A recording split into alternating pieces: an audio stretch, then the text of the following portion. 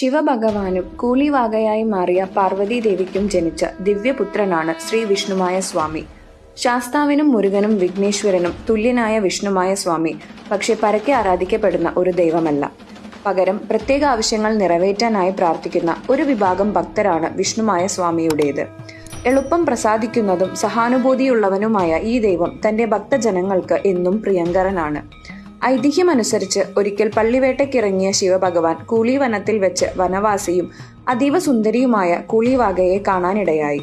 അവളുടെ ഉദരത്തിൽ തന്റെ കുഞ്ഞിന് വളരാൻ ഒരു അവസരമൊരുക്കാൻ ഭഗവാൻ ആഗ്രഹിച്ചു.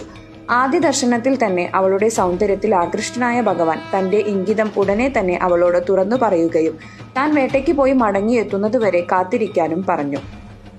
വനത്തിൽ വെച്ച് ഭഗവാൻ കാണാനിടയായ കൂളിവാക മുൻജന്മത്തിൽ പാർവതീദേവിയുടെ ദാസിയായ മനസ്വിനിയായിരുന്നു.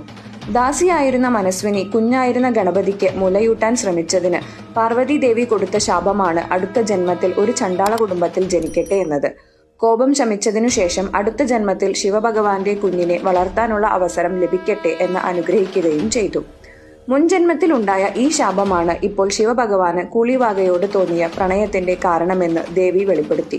തുടർന്ന് കൂളിവാകയുടെ ബുദ്ധിമുട്ട് മനസ്സിലാക്കി പാർവതീദേവി തന്നെ രൂപം മാറി ശിവഭഗവാനെ പ്രാപിക്കുകയും ദിവ്യശക്തികളുള്ള ഒരു കുഞ്ഞ് ഭൂതജാതനാകുകയും ചെയ്തു.